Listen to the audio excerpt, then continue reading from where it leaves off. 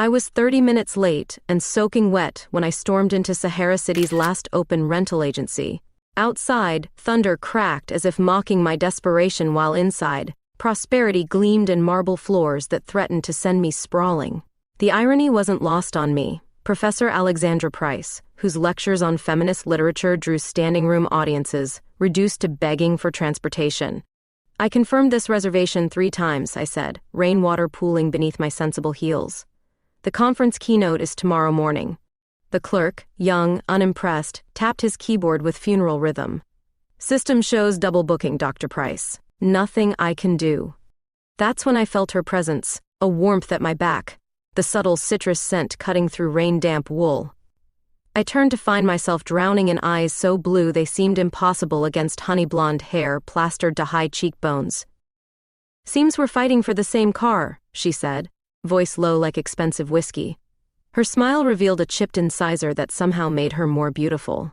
Not perfect, real. I straightened, summoning my classroom authority. "I've been confirming this reservation for weeks. The university arranged it. Mine's been set 3 months. Her gaze traveled over my face without apology. "Eleanor Long, I'm presenting at the Modern Literature Conference too." My stomach dropped. Of course she was. Probably some brilliant doctoral candidate with fresh theories to make mine seem dated. The universe really was determined to drown me today. "Last car on the lot," the clerk announced, dangling keys between us with inappropriate delight. "You ladies work it out." Eleanor's fingers brushed mine as we both reached for them. Electric, startling. Her touch sent a current up my arm that had nothing to do with static electricity, and everything to do with a connection I hadn't felt in years. "Share it?" she suggested. "I'm staying at the Westmark. You?" "Same." My voice sounded foreign in my ears, younger. Outside, the storm intensified, rain hammering the windows like angry fists. The metaphor wasn't subtle, nature mirroring the tempest suddenly brewing inside me. I'm not impulsive. I don't make decisions without lists, without weighing consequences. Yet here I was, nodding agreement to a complete stranger. "I'll drive first," Eleanor said, taking the keys with casual confidence. "You navigate."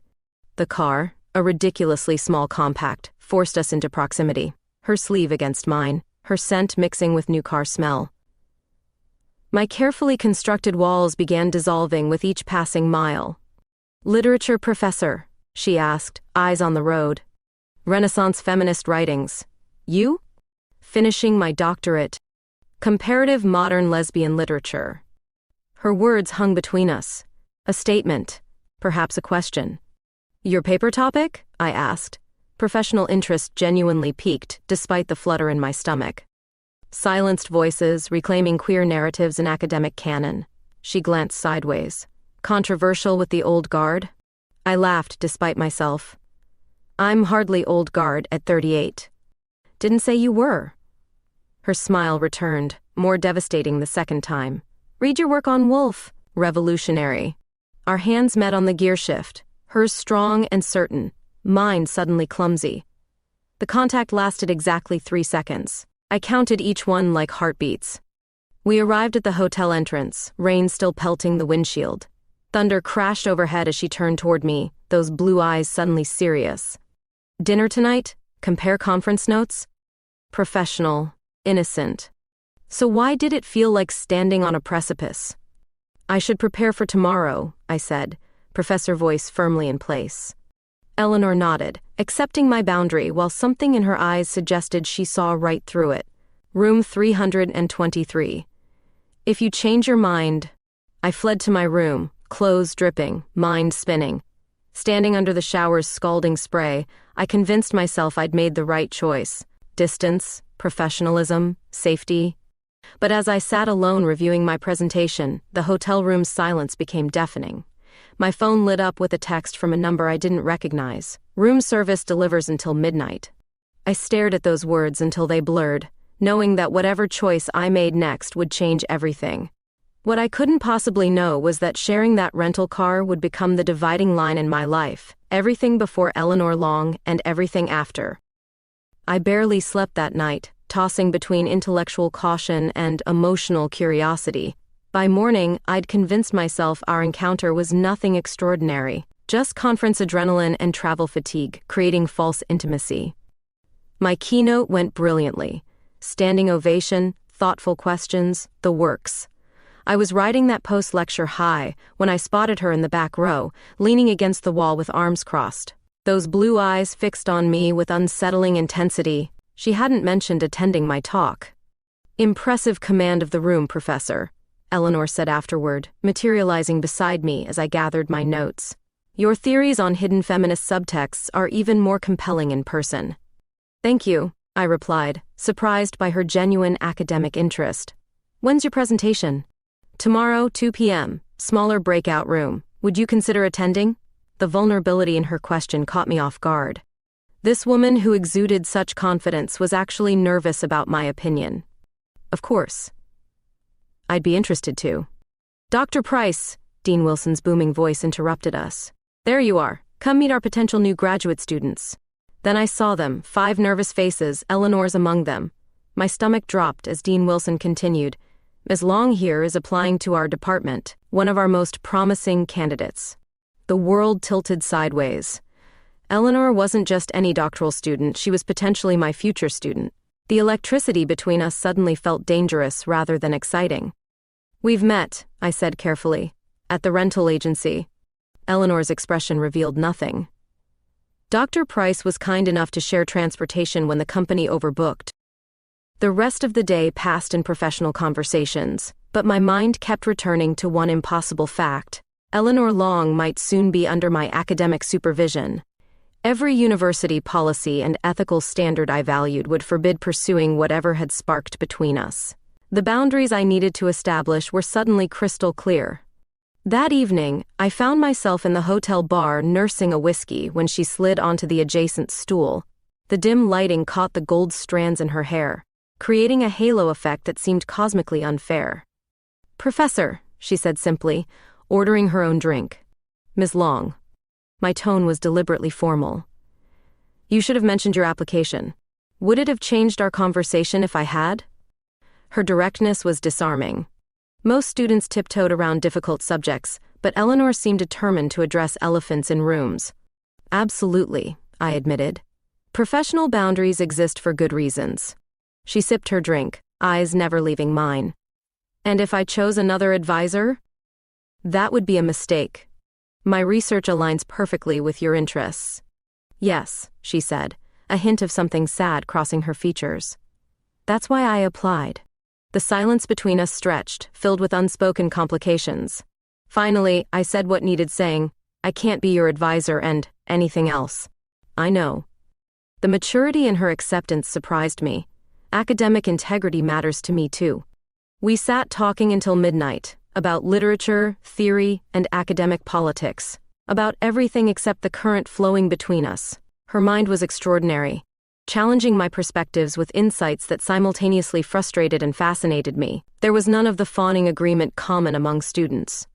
Eleanor pushed back, citing obscure references and asking questions that made me reconsider long-held positions. When I returned to my room, I instantly missed her company, not physically, but intellectually. That realization troubled me more than attraction. Desire could be dismissed as chemistry, intellectual connection was harder to deny. The next day, I slipped into the back row of her presentation. Her research was brilliant, innovative connections between contemporary and historical lesbian narratives, delivered with passionate precision. The room was spellbound. When someone challenged her methodology, she responded with such graceful authority that I felt a surge of what could only be described as pride.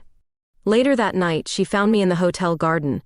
The desert air had turned cool, and stars spilled across the sky in ridiculous abundance. "You came," she said, joining me on the bench. "Your work deserves recognition. That methodology section remarkable." Her smile in the darkness was subtle. "High praise from Alexandra Price." "Alex," I corrected without thinking. "My friends call me Alex." She nodded, understanding the tiny concession I'd just offered. "I'm withdrawing my application to your department," she said quietly. The relief and disappointment that collided in my chest left me momentarily speechless. "Not because of you," she continued. "I received a fellowship offer from Berkeley. It's been my first choice all along." I exhaled slowly, fingertips tingling with possibilities suddenly less forbidden. But as our hands nearly touched on the cool stone bench, I knew that until semester's end. While she remained technically under consideration for our program, nothing could happen between us. What tormented me later wasn't the waiting, it was knowing exactly how many days remained until Eleanor Long would no longer be forbidden. After returning from Sahara, campus life seemed drained of color. I threw myself into teaching, committee work, anything to distract from thoughts of Eleanor. Then one Tuesday afternoon, she appeared in my doorway like an apparition. "Office hours?" she asked, casual as if we hadn't spent 3 days sharing deeper intellectual connection than I'd experienced in years. "Come in," I said, hoping my voice sounded steadier than it felt. "Though I wasn't expecting to see you before the admission decisions." Eleanor closed the door, not completely, but enough to create privacy. Her brunette hair was pulled back today, highlighting the sharp intelligence in her face. "I'm here for the Farley Archive research. Berkeley wants preliminary findings before I start." "Of course."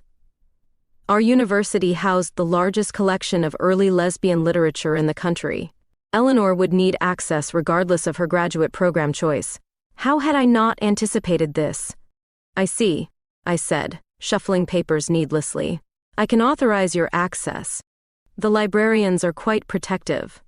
She took the seat across from my desk, those blue eyes studying me with disconcerting directness. "That's not why I came to your office." My heart stuttered. "Eleanor, I need to say this," she interrupted, leaning forward. "We're both adults. There's something between us that deserves acknowledgement." The air between us thickened. I stood, needing physical distance, moving to the bookshelf where first editions of Virginia Woolf created a barrier between me and temptation. "You're still technically an applicant," I said, the words sounding hollow even to me. Eleanor followed, stopping close enough that I could smell her perfume, something with cloves and orange, warm and complex. "In 6 weeks, I won't be." I felt cornered against my own bookshelf, not by intimidation but by truth. My fingers gripped the edge of a shelf, wood cool and solid against my suddenly warm skin. "6 weeks is nothing," she continued, not touching me but somehow filling all my senses anyway. "We've established intellectual boundaries. Can we at least be honest about the rest?" "Honesty could cost me my reputation," I whispered. "Cost you yours. Then what do you propose? Pretending we don't feel this every time we're in the same room?" The tension between us had become its own entity, alive and demanding acknowledgement. I opened my mouth to respond, and my office door swung wide open. "Dr. Price, I need your signature on." My department assistant froze, eyes darting between us. "Sorry, didn't realize you had a student." "It's fine, Marcia." I moved quickly to my desk. Ms. Long was just leaving. Eleanor nodded professionally, thanking me for my time before departing with perfect composure. Only I noticed the slight tremor in her fingers as she adjusted her bag. That night, I couldn't sleep. The professional part of me knew distance was the only ethical choice. The human part remembered the current that passed between us with every shared glance. By morning, I'd resolved to maintain strictly professional interactions until admission decisions were finalized. Life had other plans. 2 days later, I found Eleanor in the university library's rare manuscript room, hunched over delicate correspondence. We exchanged polite nods, professional to the core. Hours passed as we worked separately but together, the silence between us heavy with words unsaid. As closing time approached, we found ourselves alone at the large oak research table. Her knee accidentally brushed mine beneath it, sending a shock through me that had nothing to do with static electricity. "Sorry," she murmured, not moving away. "It's fine," I replied, not moving either.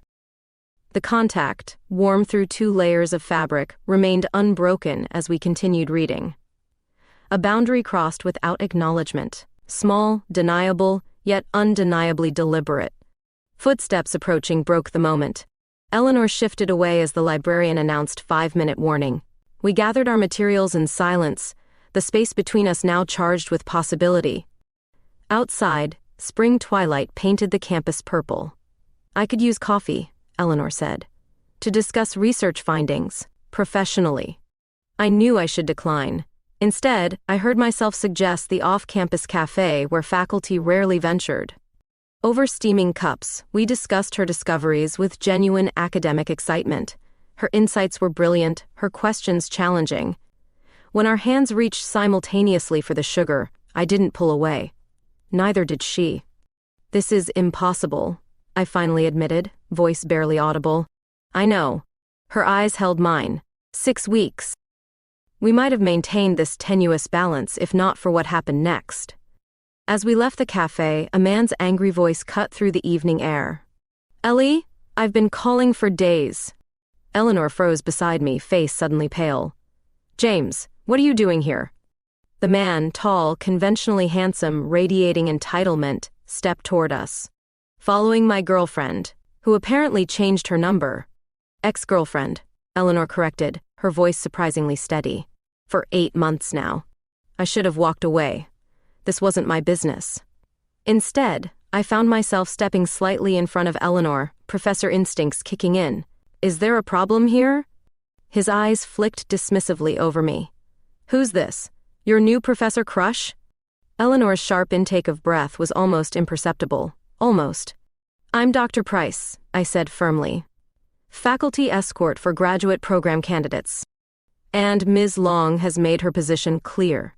"This doesn't concern you," he snarled, reaching for Eleanor's arm.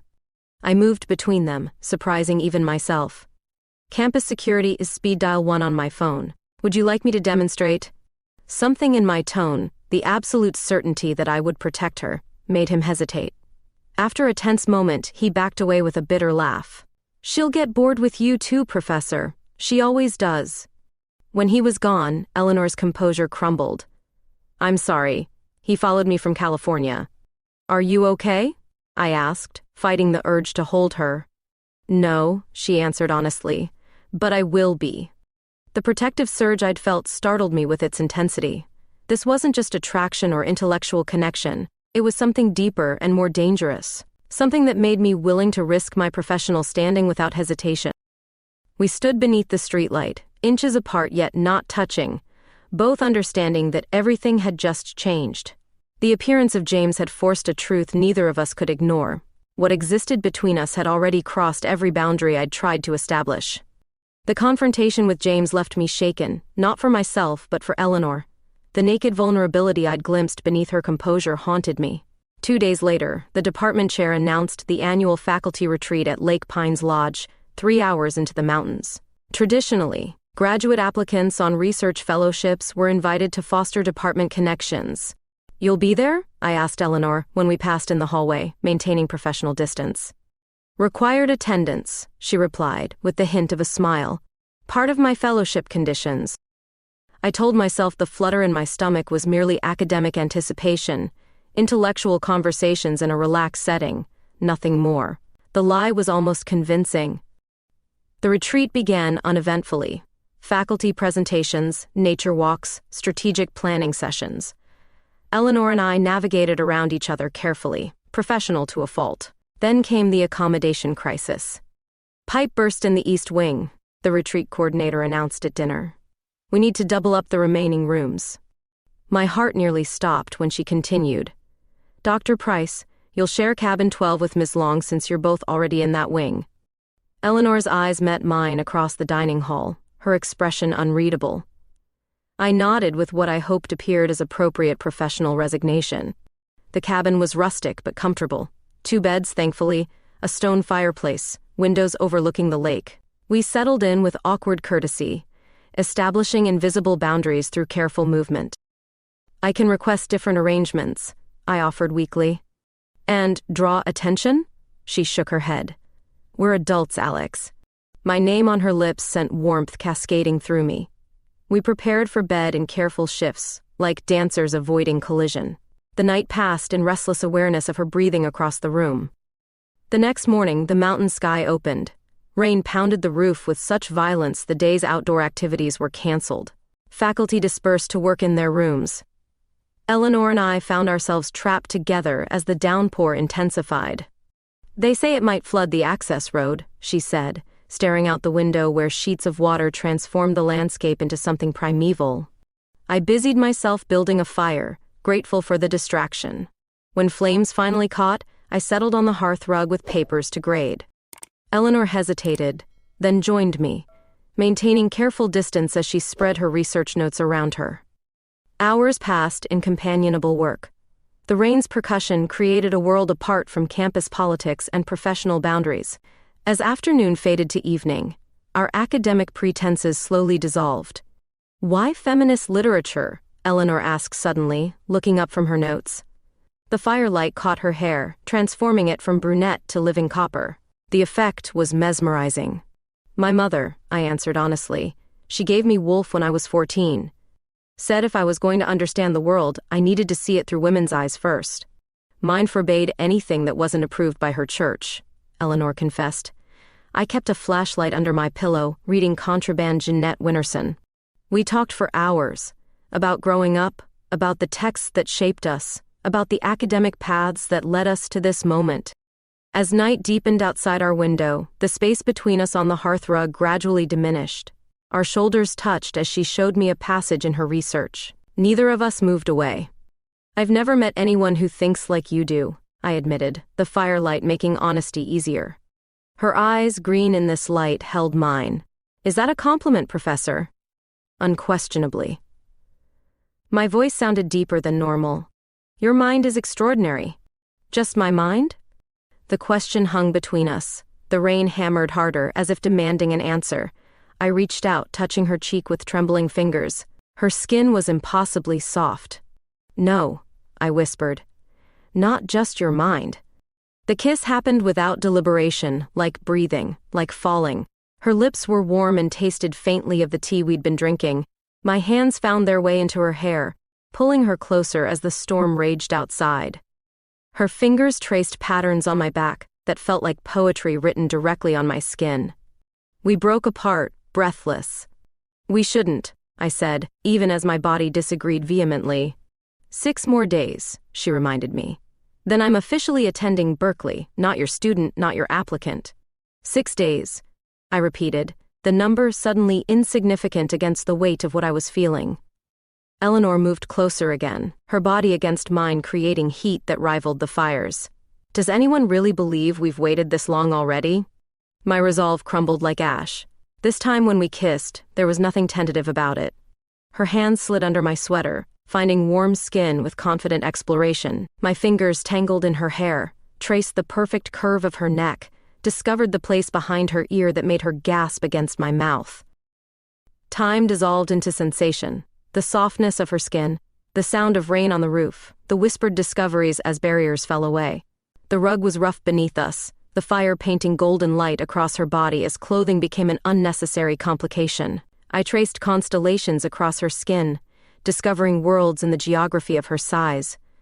When morning came, sunlight found us tangled together in my bed, her head resting on my chest. Reality filtered back slowly, the retreat, our positions, the complications awaiting us. "Regrets?" she asked quietly, watching my face. I traced the curve of her shoulder with reverent fingertips. "Only that we have to leave this room." Upon returning to campus, we established boundaries that were all pretense, casual greetings in hallways, while exchanging glances that held heat enough to burn. Secret notes with meeting locations. My office after hours, her apartment on weekends. Stolen moments that never felt like enough. We became experts at dual existence, Professor Price and long in public, Alex and Eleanor behind closed doors. The secrecy wasn't ideal, but necessity made it tolerable. 6 days until admission decisions. 6 days until we could begin defining what we were becoming. The admission decisions came through on a Tuesday. Eleanor was officially heading to Berkeley, exactly as planned. That night, we celebrated in my apartment, finally free to discuss a future without institutional complications. The wine was expensive, the takeout forgotten as we lost ourselves in the novelty of being together without fear.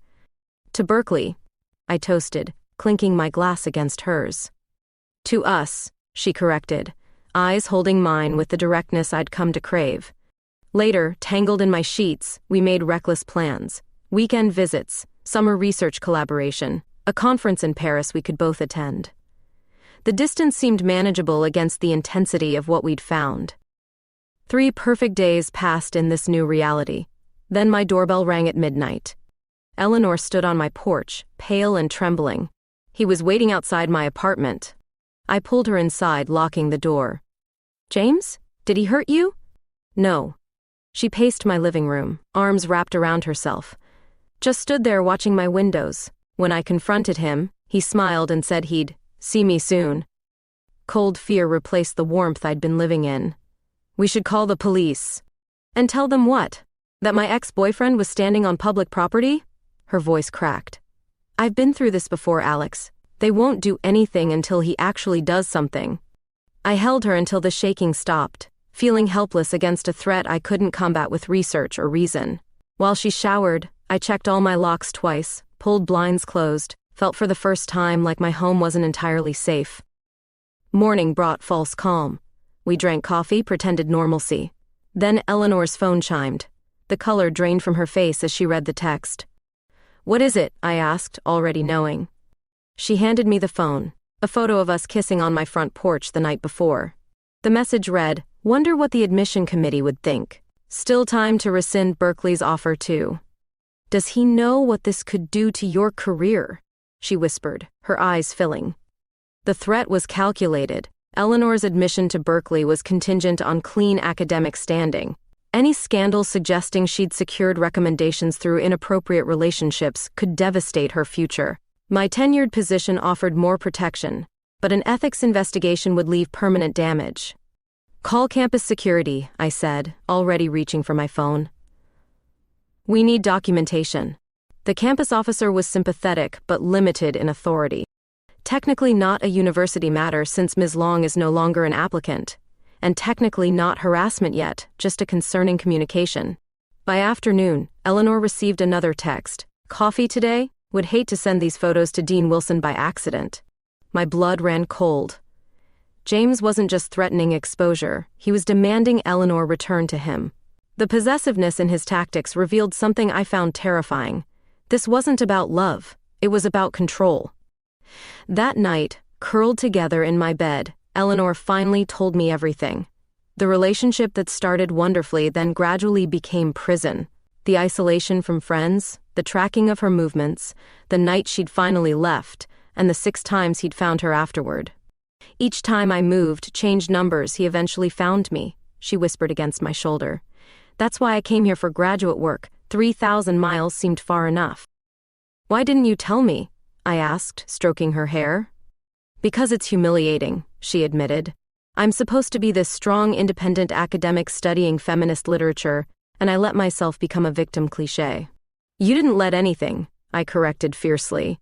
He made choices, not you. We stayed awake until dawn, weighing options. Campus security could offer limited protection. Police wouldn't act without more concrete threats. Eleanor's fellowship started in 3 weeks, but James knew where she was going. What if we give him what he wants? Eleanor suggested, her voice flat. Horror filled me. You can't be serious. Not permanently, she clarified, just publicly. If he thinks I've broken things off with you, if I pretend to consider reconciling with him, I can gather evidence, record his threats, document the stalking. That's dangerous, I protested. And I won't let you face him alone. It's the only way, she insisted. He's careful around others. Only shows his true self when he thinks he's winning. The plan crystallized painfully, public separation. Eleanor would appear to distance herself from me while secretly documenting James's behavior. Once we had evidence, we'd take legal action. The timeline was unclear, the separation unbearable to contemplate. What if something happens to you? I asked, unable to hide my fear. Eleanor's fingers traced my cheek. He won't hurt me physically. That's not his style. He destroys what people love, not what he wants to possess. Our last night together before implementing the plan was both beautiful and devastating. Every touch felt like memorization. Every whispered promise weighted with uncertainty. I traced the contours of her body like cartography, committing to memory the landscapes I might not explore again for weeks or months. I love you, she whispered against my lips, the first time either of us had said the words. I love you too, I replied, the truth of it burning in my chest.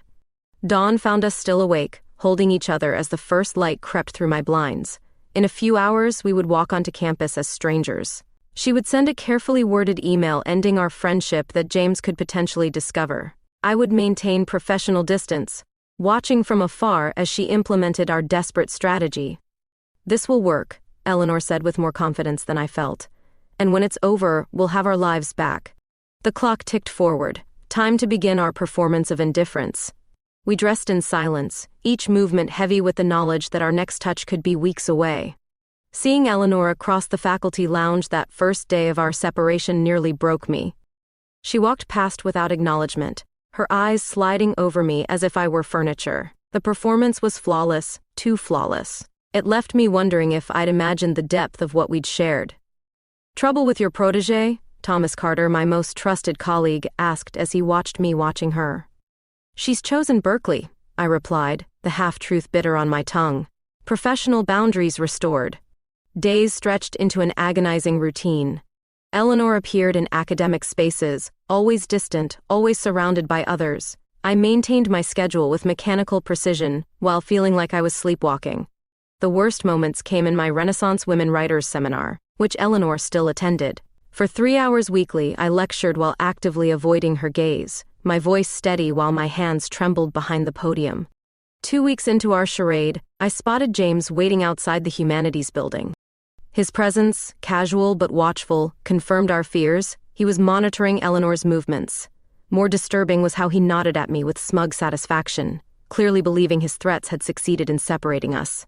That evening, I found a note slipped under my office door. "Storage closet, library basement, 10 p.m. Eleanor's handwriting. My heart thundered as I memorized the information, then destroyed the evidence. The basement storage area was dimly lit and smelled of old paper. I waited among forgotten archives, questioning my sanity, when the door opened. Eleanor slipped inside, immediately pressing a finger to her lips. "We have 2 minutes," she whispered. "He's at a movie." I checked his location. Up close, I could see the toll our separation was taking, dark circles beneath her eyes, tension in her shoulders. I wanted desperately to touch her but held back, uncertain of boundaries. "Are you okay?" I asked, voice barely audible. "No." Her honesty was brutal. "But I'm making progress. He believes I'm considering reconciliation. I've recorded 2 conversations where he admitted tracking my movements." "I miss you," I confessed, the words inadequate for the hollow ache in my chest. Her eyes softened. "Every minute." We stood inches apart, not touching, the proximity both healing and torturous. When she finally reached for my hand, the contact was electric. Our fingers intertwined for precisely 30 seconds before she pulled away. "I have to go," she whispered. "He checks my timeline." After she left, I remained in the darkness, breathing in the lingering scent of her perfume, feeling like an addict given the briefest taste of relief. The following week brought new complications. Rumors circulated that Eleanor was dating Dr. Sarah Jenkins from the Comparative Literature Department. At first I thought it campus gossip, until I saw them having coffee together in the student union, Eleanor laughing at something Sarah said. "Didn't take your student long to move on," remarked a colleague whose name I immediately forgot because blood was rushing in my ears. I maintained composure through 3 meetings before escaping to my office, where I sat staring blankly at papers I couldn't focus on. The rational part of me understood this might be part of our strategy, Eleanor creating visible distance between us. The emotional part felt betrayed, despite having no right to such feelings. That night, my phone buzzed with a text from an unknown number. "Cover. Nothing real, trust me." Those 4 words sustained me through the next excruciating week of watching Eleanor and Sarah together in the faculty dining hall, at department events, walking across the quad. Their relationship appeared casual but affectionate, nothing inappropriate, just 2 academics enjoying each other's company. I played my part perfectly, maintaining professional disinterest while silently counting days until Eleanor's departure for Berkeley. Thomas found me grading papers late one evening, my office the only lit window in the building. "You're working too much," he observed, settling into the chair across from me. "End of semester," I deflected. His eyes, kind behind wire-rimmed glasses, studied me. "I've known you 15 years, Alex, you don't fool me."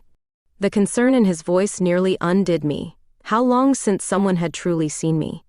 I considered telling him everything, the connection with Eleanor, James's threats, our painful charade. Instead, I rubbed my eyes and offered a half smile. "Just tired." "If you need anything," he said, leaving the offer open. "Anything at all." His kindness was the smallest crack in my carefully maintained facade. After he left, I allowed myself 5 minutes of silent tears before returning to my grading. 3 days later, fate intervened. Browsing in Morrison's bookstore downtown, I rounded a corner and found Eleanor in a secluded poetry section. We froze, staring at each other across 3 feet of impossible distance. "Renaissance influence on modern feminist poetry?" she asked loudly enough for anyone nearby to hear. "Aisle 4, I replied with professional courtesy. When other browsers moved away, she whispered, 5 minutes, fiction room and back." The bookstore's reference room was empty, smelling of leather bindings and lemon polish. Eleanor closed the door partway, ensuring we weren't completely hidden but had privacy. "I had to see you," she said, voice breaking slightly. "It's been 23 days. You've been counting too," I whispered, deeply moved. "Every hour." Her fingers reached toward me, hesitating. "This thing with Sarah." "I understand," I interrupted. "Strategic visibility." Relief flooded her face. "She knows everything. She's helping create a believable narrative while we gather evidence." My jealousy evaporated, replaced by gratitude toward a colleague I'd been resenting. "And James?" "Getting careless. 3 recordings now, plus emails." Her voice strengthened. "He's letting his guard down, believing he's winning." My fingers finally found hers, the briefest touch sending electricity through me. I traced the outline of her green eyes, now swimming with unshed tears. "Berkeley in 17 days? She nodded. "Once I'm there, we can file for the restraining order. Campus security is already alerted." 5 minutes wasn't enough to heal weeks of separation, but it was something. As we prepared to return to our performance, Eleanor pressed a folded paper into my hand. "To get you through," she whispered. Later, alone in my car, I unfolded her note. Inside was a quotation from Virginia Woolf. "I am rooted, but I flow." Beneath it, Eleanor had written, "However far apart, we flow together. Always." Our strategy was working, but not quickly enough. James began escorting Eleanor to and from classes, his arm possessively around her shoulders. She maintained her performance, smiling, engaging, pretending to consider reconciliation, while I taught my classes with mechanical precision, dying a little each time I saw them together. "You look terrible," Thomas commented one afternoon as we reviewed final exam questions. "Like you haven't slept in weeks." "End of semester," I deflected, the excuse wearing thin even to my ears. He placed his hand over mine, stopping my nervous pencil tapping. "Alex, talk to me." The dam broke. In hushed tones, I told him everything. The connection with Eleanor after admission decisions, James's appearance, the threats, our forced separation, the evidence gathering. By the time I finished, Thomas's academic calm had transformed to righteous anger. "This bastard is stalking her, blackmailing both of you, and we're just letting it happen?" He stood, pacing my office. "No, absolutely not. We need concrete evidence for a restraining order," I explained. "Eleanor has recordings, but nothing." Thomas's resolve was startling. "I dated a prosecutor for 3 years. This is textbook stalking and harassment. You need more witnesses, more documentation." That evening, Thomas introduced me to his network, close friends in campus security, a contact in the local police department, 2 trusted colleagues who could help monitor James's movements without arousing suspicion. Our small resistance formed quickly, establishing communication protocols and gathering strategies. Meanwhile, Eleanor continued her dangerous dance, meeting James for coffee, studying together in public spaces, all while secretly recording their interactions. The evidence was mounting, his casual mentions of tracking her movements, subtle threats about making sure her Berkeley position didn't work out, boasts about knowing where she'd be before she arrived. Then came the message that chilled my blood. "I followed your professor home yesterday. Nice place. Secluded." Eleanor showed me the text during our weekly academic consultation, the only legitimate reason we could meet in my office. Her hands trembled as she placed her phone on my desk. "He knows where you live," she whispered. I maintained composure, though my instinct screamed to pack her belongings and flee town together. "Security system is already upgraded. Thomas's police contact is watching the property." "This was a mistake," Eleanor said, her calm facade cracking. "I'm putting you in danger." "No, My voice was firm despite my fear. He's the one making choices, not you. We were interrupted by a campus security alert on my phone, a reminder of the university spring gala that evening. Eleanor's eyes widened. The gala. I forgot. James expects me to attend with him. Perfect opportunity, I replied, mind racing. Thomas and our allies will all be there. Multiple witnesses if he acts inappropriately. Eleanor looked uncertain. What if he makes a scene about us? Let him. The words surprised me with their conviction. We have nothing to hide any longer. You're Berkeley bound in 10 days. He has no actual evidence of impropriety during your application period. Thomas's strategy was simple but effective. He arranged for trusted colleagues to observe and document James's behavior throughout the evening, creating a web of witnesses. Campus security had been quietly briefed to remain particularly vigilant due to concerns about an aggressive guest. Everyone was positioned before Eleanor arrived on James's arm. I maintained professional distance, circulating among donors and trustees while keeping Eleanor in my peripheral vision. She looked stunning in a simple black dress, her auburn hair swept up to reveal the elegant line of her neck. Even from across the room, I could see the tension in her shoulders. 2 hours into the event, disaster struck. James, visibly agitated after watching Eleanor chat with a Berkeley representative, intercepted her return from the restroom. Though I couldn't hear their exchange, his body language grew increasingly aggressive, his hand gripping her arm too tightly. Careful, Alex, Thomas murmured beside me. Security's watching. Let this play out. When James raised his voice, heads turned. You think I don't know what's going on? You think I'm stupid? Eleanor maintained remarkable composure. This isn't the place, James. People are watching. Let them watch. He gestured wildly around the room, his voice carrying across shocked conversations. Let them all know how you slept your way to Berkeley. A collective intake of breath rippled through the gala. Eleanor's face drained of color as James continued, turning to point directly at me. Ask Professor Price. Ask her about your special academic consultations. The room's focus shifted to me. Years of classroom experience kept my expression professionally neutral despite the hammering of my heart. Thomas stepped forward, but I placed a restraining hand on his arm. Miss Long was an exemplary applicant who received admission to Berkeley based entirely on her academic merits, I stated, my voice carrying with lecture hall clarity. Her professional relationship with me has been documented through appropriate channels, as the dean can confirm. Dean Wilson, bless him, stepped forward with administrative precision. Indeed, all proper protocols were followed. Now, Mr. Allen, James snapped. James Allen. Mr. Allen, you appear to be making unfounded accusations against members of our academic community. Security will escort you out. James glared at Eleanor. Show them your phone, show them the pictures. What pictures would those be? Thomas inquired innocently. The ones you took while stalking Miss Long and her colleagues? The ones you've been using as blackmail? We'd be very interested in seeing those. James faltered, looking around at the circle of witnesses that had formed. Campus security, faculty members, even the Berkeley representative. His advantage of secrecy evaporated in the public setting. This isn't over, he hissed at Eleanor before security guided him firmly toward the exit. In the aftermath, Eleanor was surrounded by supportive colleagues. I maintained professional distance, our separation still necessary until she officially departed for Berkeley. But across the room, our eyes met in shared victory. The balance had shifted. James had discredited himself in the most public way possible, creating dozens of witnesses to his behavior.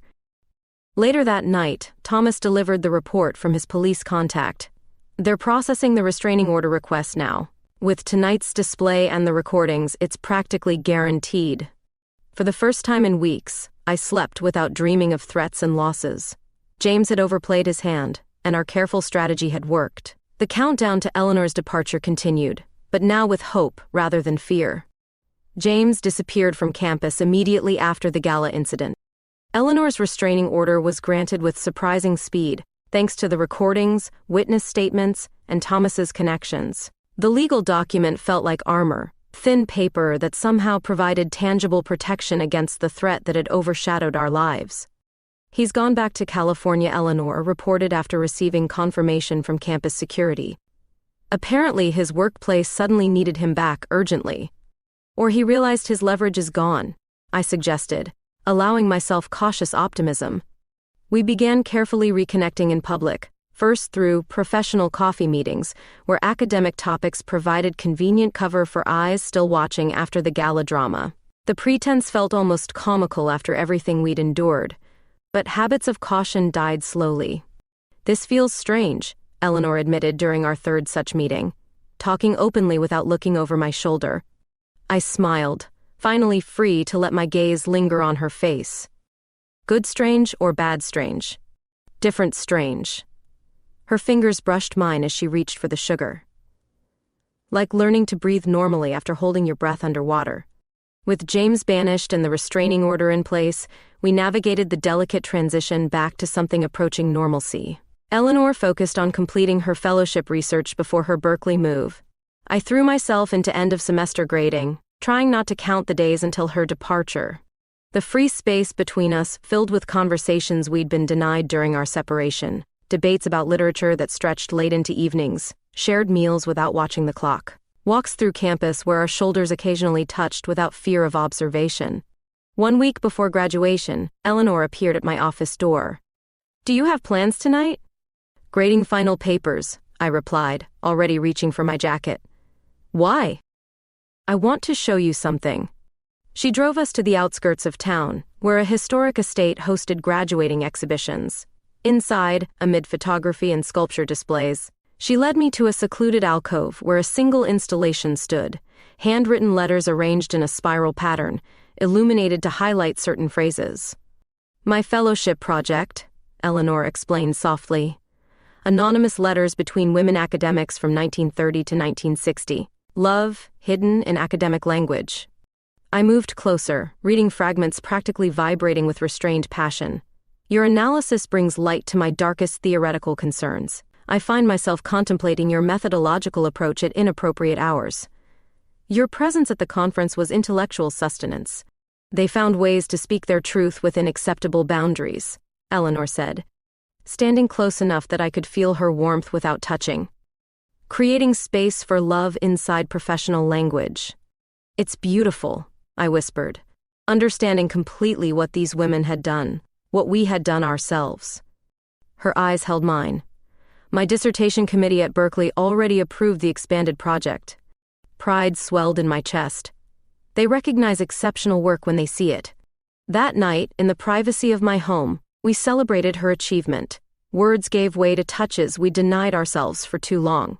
Her body welcomed mine with both familiarity and newness, terrain both remembered and rediscovered. I traced the constellation of freckles across her shoulder, cataloging each one as if they might disappear. "I've missed this," she whispered against my neck, her hands mapping pathways across my skin that sent shivers along my spine. "Missed you." We moved together slowly, relearning rhythms interrupted by our separation. Her sighs became my guide, her responses the most beautiful poetry I'd ever experienced. When she arched beneath me, calling my name like a revelation, I felt something sacred in our connection, something that transcended physical pleasure. Later, wrapped in tangled sheets, Eleanor asked the question we'd both been avoiding.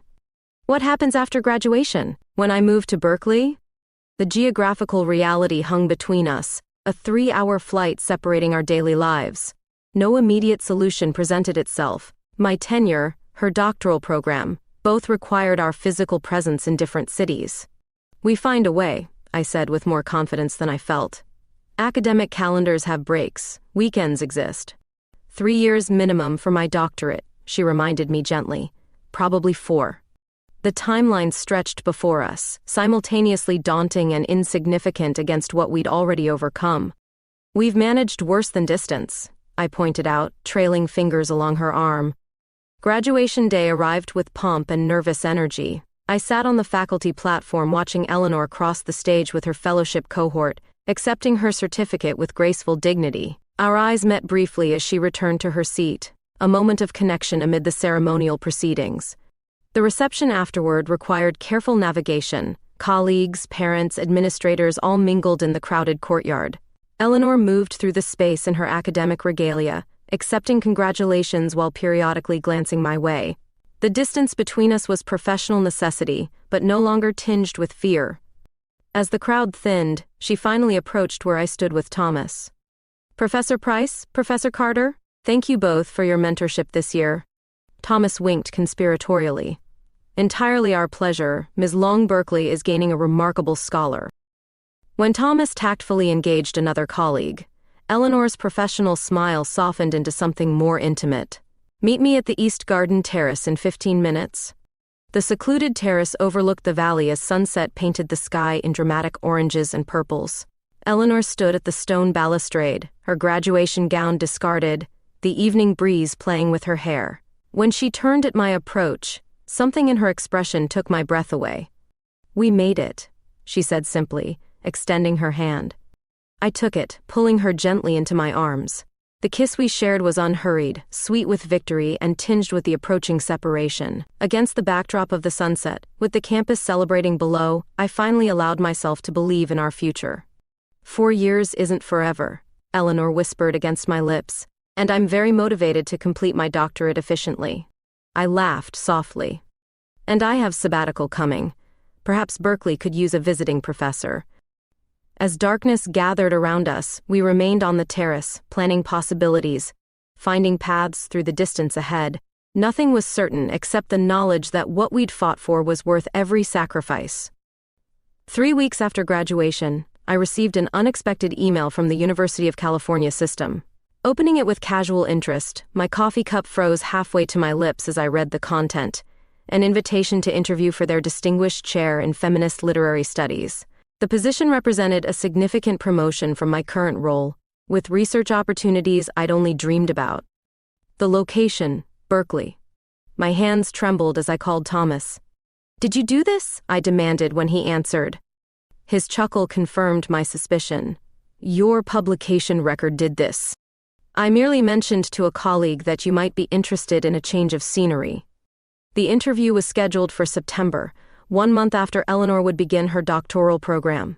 The timing seemed almost cosmically orchestrated, yet I hesitated to tell her, not wanting to create false hope. Long-distance relationships were one thing. Uprooting my entire career on the chance of being together was another level of commitment entirely. "You're overthinking this," Thomas observed over lunch. "The position is perfect for your research. Berkeley would be lucky to have you. And if I don't get it? If I've made Eleanor believe we could? Then you visit on weekends like you planned," he shrugged. "But you're going to get it." I drove to the airport that evening, my car packed with boxes Eleanor had shipped ahead to her new apartment. The familiar route felt significant, the first of many journeys we'd make between our separated lives. At her new place, we would have 5 precious days together before her orientation began, and I returned to prepare for fall semester. Eleanor waited at arrivals, her face lighting up when she spotted me.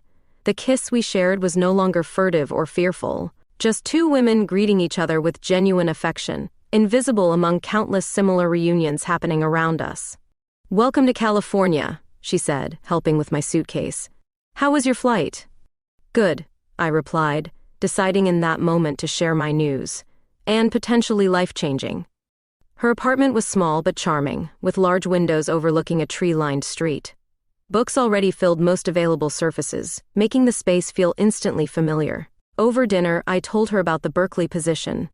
"You'd move here?" The hope in her voice was palpable. "For me?" "For us," I clarified. "And for the position itself. It's an extraordinary opportunity professionally." Her arms wrapped around me, joy radiating from her entire being. "When would you start?" "If I get it," I cautioned. "January term potentially." "You'll get it," she said with such certainty that I almost believed her. Those 5 days in Berkeley gave us a glimpse of what our future might hold. Mornings with shared coffee in newspaper sections, evenings cooking together in Eleanor's tiny kitchen, weekends exploring the city that could become our home. We attended a faculty mixer where I met potential colleagues, Eleanor proudly introducing me as Dr. Alexandra Price, whose work on feminist reclamations of Renaissance texts revolutionized the field. The night before my departure, we sat on her small balcony watching city lights flicker across the bay. "I have something to ask you," Eleanor said, her voice carrying a nervous edge I rarely heard. "Anything," I replied, turning to face her. She took my hand, those blue eyes serious in the dim light. "If you get this position, when you get this position, would you consider us finding a place together? Not your place or mine. Ours." The question carried weight beyond mere living arrangements. It was about building a life together, creating shared space, committing to a future neither of us had dared imagine when we'd first met over a disputed rental car. "Yes," I answered without hesitation. "Absolutely yes." September came with autumn leaves and my interview at Berkeley.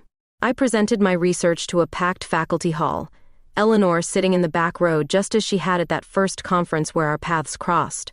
Her presence grounded me, reminded me why this mattered beyond career advancement. 2 weeks later, the offer arrived. Distinguished chair position, generous research budget, January start date. I accepted immediately, then called Eleanor with shaking hands. "We did it," I told her, tears streaming down my face. "I'm coming to Berkeley." October and November passed in a whirlwind of preparations. I listed my house for sale, organized my research files, and began the emotional process of saying goodbye to the university that had been my home for a decade. Thomas helped pack my office, reminiscing about department politics and shared academic battles. "You're doing the right thing," he said, carefully wrapping a first edition Virginia Woolf in archival paper, following your heart and your intellect simultaneously. December brought unexpected closure when James's restraining order was made permanent after he attempted to contact Eleanor through a mutual acquaintance. The legal system had finally provided protection that felt lasting. Another step forward, another shadow receding.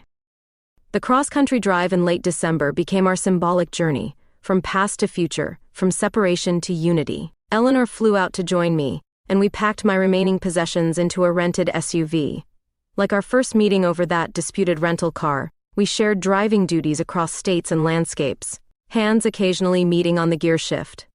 Our new apartment, found during my second Berkeley visit, waited with empty rooms ready to be filled with our combined books and memories. Standing in the doorway that first night, Eleanor's hand in mine, I felt a sense of homecoming that had nothing to do with geography.